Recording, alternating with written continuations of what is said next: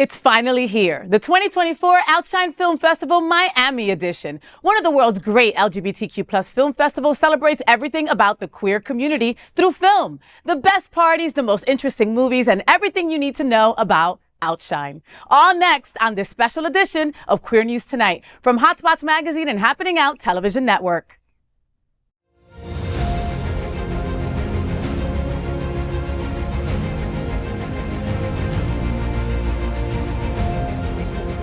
This is the world's first live, daily LGBTQ evening news show, literally out of the closet and into the headlines on Queer News Tonight. Welcome to the OUTshine Film Festival, celebrated in Miami, April 18th through April 28th. I am your OUTshine special host, F.L.Y.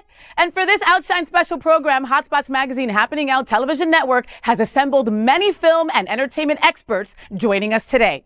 Let's begin by welcoming Jennifer Criz. She is the long-term vice chair of the OUTshine Film Festival and is one of America's leading voices for the lesbian and queer women and the importance of LGBTQ+ films. And she's also great to look at.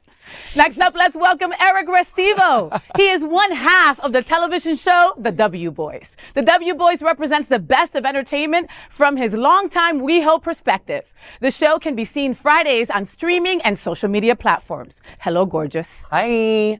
Next up, let's welcome my brother from another mother. He's Dino Mosquera, the longtime film screening chairman of the OUTshine Film Festival. He has seen thousands of film submissions through the years to be selected for OUTshine. He hosts a special Latino-focused OUTshine special with me in Spanglish. Make sure you catch that. And let's welcome John Hayden. John is the other half of the television show The W Boys, representing Wilton Manors. He has interviewed countless film and television stars from an extensive broadcast TV entertainment news career. And finally, last but definitely not least, you know him, you love him. He's Joe Bilancio. Did I say that right, Joe? I did, right? He is the program director of the OUTshine Film Festival. Joe is considered one of the world's leading experts on queer film and has built some of the greatest film festival programs, it says in America, I'm going to say in the world. This is the Spotlight Film and Party on April 27th. We're excited about the 2024 Miami Men's Spotlight Film and Party and Women's Spotlight Film and Party for the 41st Annual OUTshine LGBTQ+ Film Festival. Our event is hosted at Regal Theaters South Beach. In the afternoon, there's a filmmaker workshop at 2 p.m. and then short films program beginning at 4:30 p.m. At 7 p.m., the special men's spotlight film is F.L.Y. In life, you are never lost. You're just not where you expected to be.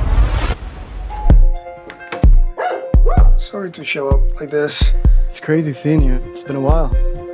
Your ex shows up on your doorstep a day after he lands. Honey, he texts you because he wants it. What's his sign? He's a Cancer. Oh my God, you fucked. What's up with your dreams? Are you writing? Call me your little project. Been here 5 years and I still haven't finished the script. I'm just a work in progress. Why don't you stay with me? I think this is a good You idea. know I'm far from perfect. You have a boyfriend? You know I'm rough around the edges. Yeah. His name's Hunter. Cheers.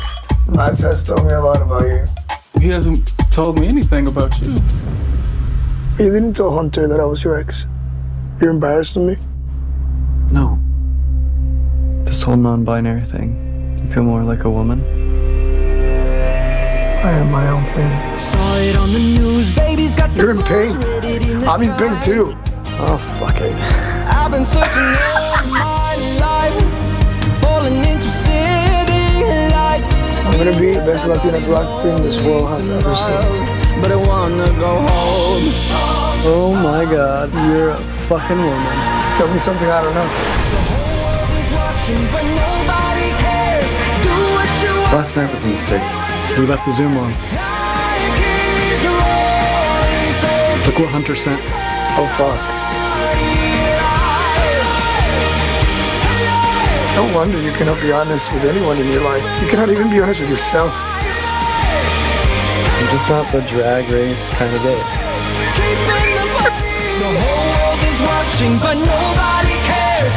Do what you want, baby. Get what you can. I love him. Life keeps rolling, And I love you. keep I don't know how all this shit works. It's like a modern Priscilla, Queen of the Desert love story. Welcome to Hollywood, baby. F.L.Y. When two ex-boyfriends, Max and Rafael, who haven't seen each other in 5 years, reunite, the COVID pandemic hits, and they're forced to quarantine together. In the years that have passed since they last saw each other in New York, Max has built a new life in Los Angeles, working as a freelance editor. Max has spent most of his free time with his new boyfriend Hunter, who's a fitness instructor, while Rafael has been rebuilding his identity as a non-binary human who's excited to explore the art of drag with hopes of becoming a drag superstar. F.L.Y. celebrates living your truth and trusting the journey it takes you on. Joe, tell us about the film being selected as the men's spotlight this year. Yeah, I think the trailer speaks for itself, so I don't really have to say anything. Of course I will. All the emotions in the trailer, that's why it's the spotlight film. It's just a joy. It's the non-binary character, I think, is like the first portrayal of somebody that's very layered and not just one-dimensional. Trying to not only understand what that means for him, but how others appreciate who he is and how he sort of has to define. But there's still this understanding. It's a very beautiful sort of portrait, and it's fun. And that's, I think, especially leading into a party. The spotlight party is going to be great, but it's just a really nice and has a wonderful dog character. So I think it really does sort of. It ticks all the boxes. The backstory for the film, because it really is a unique story. Trent, the main character, the blonde, was actually a model who then went to film school, and Rafael, the non-binary character, had his MFA, and he was a playwright. And so they got together on February 2nd, 2020. I think we all know what happened the next month. Yeah. And that sort of started their relationship, and they built this story and they added on to it through the pandemic. And the pandemic does play a part, but it's really just it's just a part. It's not an overwhelming storyline that I think is sort of has affected a lot of films being made now. It really fits the story. So we're just excited for people to see it, and I think they'll enjoy it, and it's a lot of fun. I love the COVID aspect because it's relatable. We were all through it. We all went through it, and we all have exes. Imagine running into your ex 5 years later and he looks that hot. And then you have to quarantine with him and your other hot boyfriend, Hunter, who is another cutie patootie too. I mean, I honestly, the trailer is so entertaining that I can't wait to watch the movie. And the dog! And there's a dog! What does FLY stand for?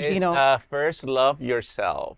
Oh, I love that. Yeah, I know. I'm just so happy that it's not everyone just wearing masks the whole time. Yeah. That would have really been. No, but the pandemic makes like you said, because we don't see a lot of films about the pandemic, even though probably, not that we're craving films about the pandemic. But it's not PTSD. But it's not about the pandemic. I mean, the pandemic is the background. Yeah. It's happening. It's happening, and you could see the begin, because it's the beginning of the pandemic on top of that, the lockdown, basically. So, and they meet again in LA, in West Hollywood, as this is.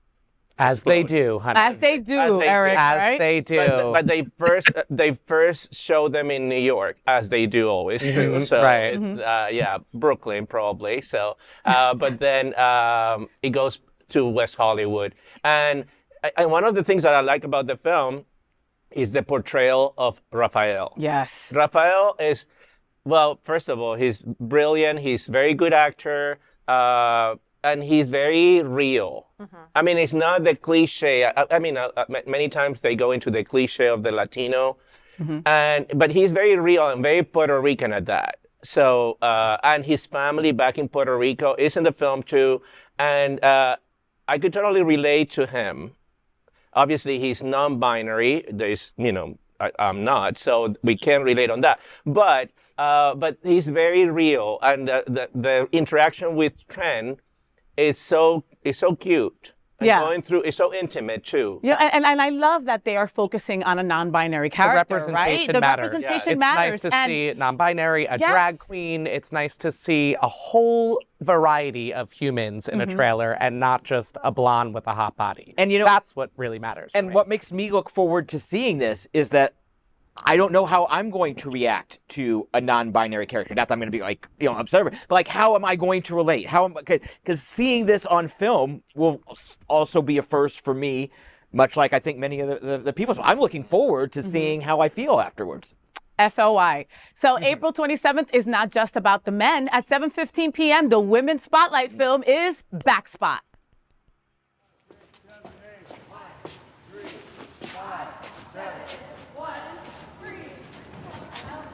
Let's go. 5, 6, 7, 8. 1, 3, 5, 7, dip. 1, 3, 5, 7, clean. 1.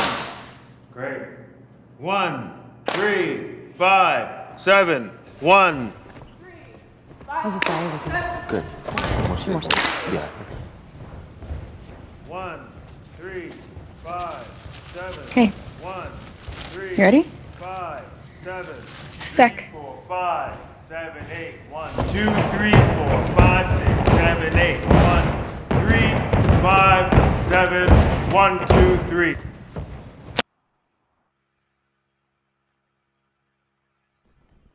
Backspot. Riley is the formidable backspot on her mid-level cheerleading squad until professional coach Eileen McNamara gives her an opportunity to join the Thunderhawks, a high-performance all-star team. Young, ambitious, and fiercely in love with her girlfriend Amanda, Riley would be on top of the world if only she could get her crippling anxiety under control. Desperate to be heard and appreciated, two qualities her home life severely lacks, Riley will do anything to integrate herself to her new coach. Overwhelmed, obsessive, and with a competition looming, this young queer athlete must decipher her own voice from the women around her and form a healthier relationship to the sport that she loves. Joe, tell me about Backspot as the Women's 2024 Miami Spotlight. Yeah, it's an incredible film, and I know I said that quite often as we moved along and talked about some films. But rarely is a sport portrayed in a different light than the way you see it, and this certainly does that. It really talks to the physicality of the sport, but probably more importantly, the mental aspects of the sport. And the main character is sort of dealing with this fact of being perfect in the sport and otherwise when she knows she can't be. And it's just the crippling effect it has on her and her relationship is pretty dynamic. But it also, there's some humility in it. There's some life lessons to be learned. Evan Rachel Wood is fabulous as the coach, and we love her and everything she's done. The main characters are all wonderful, and it's just a really, I think it reads a little more dour than it actually is, because there's a lot of hope to it, and the relationship between the main characters is really it's really special. They certainly go through some difficult times, but it really is sort of a great look at something that I think we see from the outside and assume it's one way, and it's not really. And the director had said the same thing. She said, I didn't realize the amount of concussions, the amount of broken, body parts, and it really is something that is to be reckoned with. So we're excited for everybody to see it. Cheerleaders are true athletes. They really are, And then aside from loving cheerleaders, also the anxiety, we can relate to the anxiety. There's so much of a stigma in our community when it comes to mental health and just your own mental well-being. And many of us at this table can attest to having crippling anxiety where it's, I can't get past this moment. How do I go and perform, right? And these folks have to do that on a daily basis. John, what do you think? I look forward, much like the last film, I look forward to seeing this character and seeing how I can relate, because I'm one of the people at the table that suffers from crippling anxiety. It's not a funny line. I love that you're sharing that. Thank you so much. It's who I am, and so I'm looking forward to seeing how a character will be treated, how a character will evolve, and not just and their anxiety won't just be treated as a punchline. So I'm looking forward to that. Jen, so this is the Women's Spotlight film. We've got so many amazing women's films this time around. Why do you think this one? Well, I mean, 3 words. Evan Rachel Wood. I was a powerhouse that is. Start with that. Right, Everyone right. knows her Yeah. from Westworld, Yes. True Blood, and she's openly bisexual, for whatever that means. But it's well acted. It also, as Joe mentioned, really does deal with anxiety and the crippling effect of that. Because here, you know, I do sports because it releases my anxiety.